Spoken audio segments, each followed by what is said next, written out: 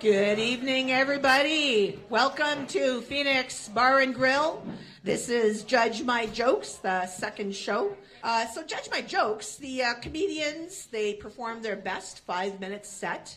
Our judges, Sean Proudlove and Carrie Lynn Nicholson, will provide their critique after the comedian does their 5-minute set. And they'll talk a little bit, give some advice maybe. Gentle, mostly gentle. We don't really know what's going to happen. It can't be described. It has to be seen. So Sean and Carrie Lynn are the judges. And so that's to vote for your favorite comic. And the judges also choose their favorite comic. And there are cash prizes. Cash prizes. Yes, that's fun. Now we have 5 contestants that are going to do their best 5 minutes, and we are going to judge them. And so are you. So you're also going to pick your favorite, and we're going to pick our favorite, and then we're going to duke it out. Okay, we're not. So our first contestant, I've actually known her for quite a while, but I haven't seen her, I think, in a couple of years. And she runs an open mic night, and I've always thought she was quite funny. So please give it up for Erin Haley.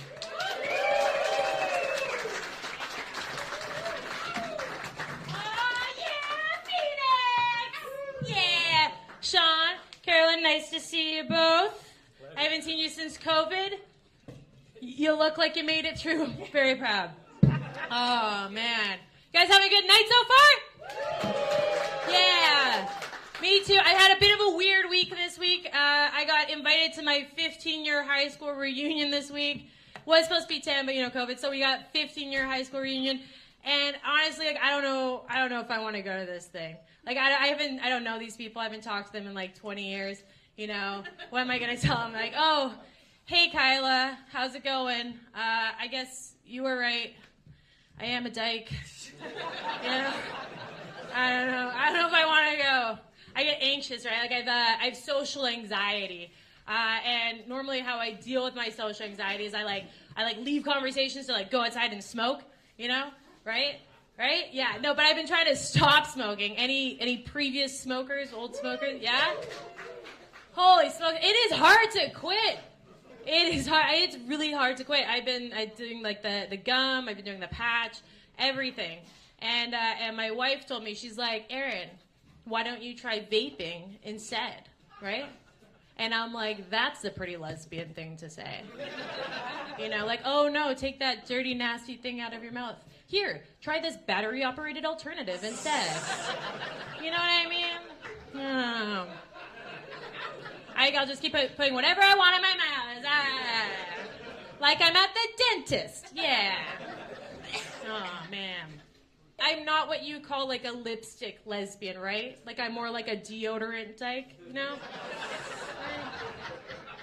not hot, right? But I'm cute, right? But it's a weird kind of cute, where I look like an adult Cabbage Patch Kid kind of cute. That was great, Erin. I love the adult Cabbage Patch. And Christy Clark a little bit in there, too. There's, yeah. I got yelled at by teachers that year when I dressed up as Christy Clark. Oh, did you? Yeah, I did. Got accosted in the street. Yeah. Get her. Not happy. I like your delivery. It's confident, and I like your materials. Pretty original, I thought. So I haven't seen you perform for a while. It was good. You're getting better all the time. I like your writing. It was good. Yeah. All right. First off, thank you for standing back there so I could see you. Yeah. I appreciate that. I could come closer. I noticed that. No, I bet it's you're thinking when you walk on stage, right? Because when you do perform, sometimes people stand in the wrong spot and you lose out on audience. You knew where to stand to maximize, which is good. You had confidence. That's the name of the game in stand-up. It makes a huge difference because the audience can feel it, and as I say, you had good energy.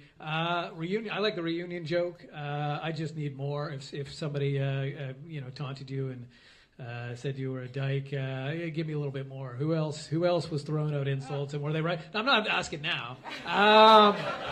I'm just saying, tell me more about this reunion if you did go, because as I say, when you start a premise and you only give me a little taste, I want more, and that one for sure had it. Same with the Cabbage Patch Kid. I want to know the name.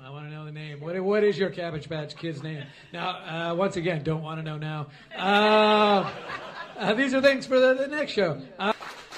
Okay, so next up, we have someone that I've only just met recently, and I've seen her perform a few times, and I found her quite impressive, actually, and she's got a great name, too. Please welcome to the stage, Kate Nonesuch.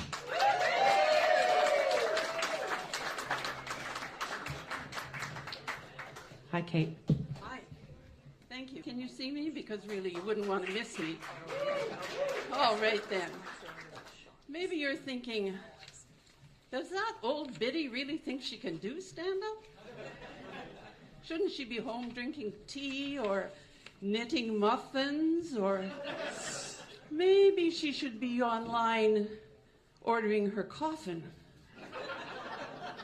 But no, I'm with Taylor Swift. I can walk into a room and still make the whole place shimmer. By applause, do we have any Taylor Swift fans here tonight? Woo! Anybody get to see her in Vancouver?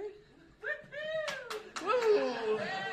One person green with envy up here. But don't worry, next time she comes, we'll all go together.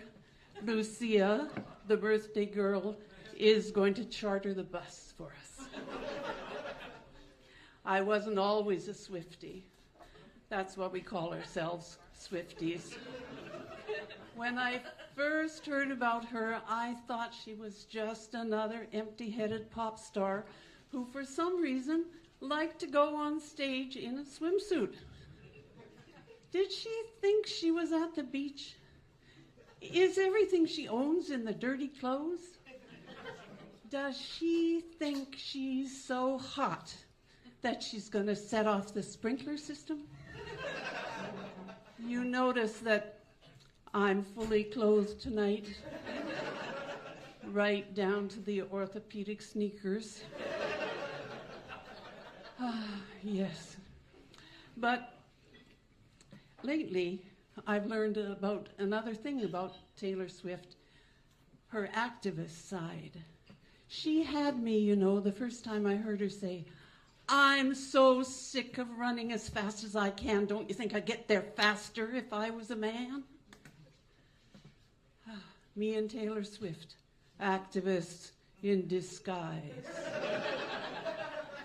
I almost fell for her ditzy pop star disguise. Maybe the way you almost fell for my old lady disguise. But I wasn't always in disguise.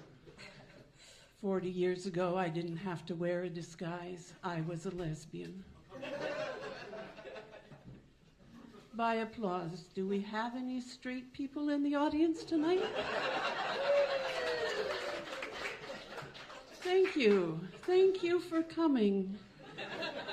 You're welcome here tonight.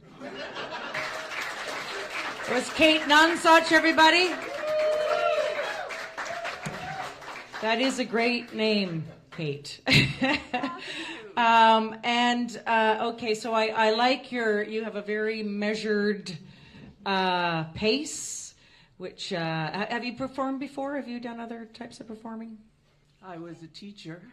Yeah, okay. So yeah, because you seem pretty comfortable in front of people, and like I said, and I like your material. It's funny. It's almost like you're almost like a storyteller in a way, and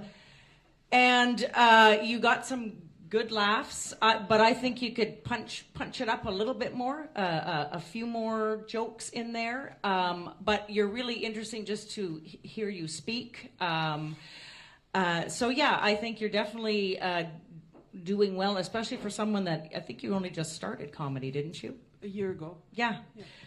Every time I see you, I'm always impressed, and I think you're quite good.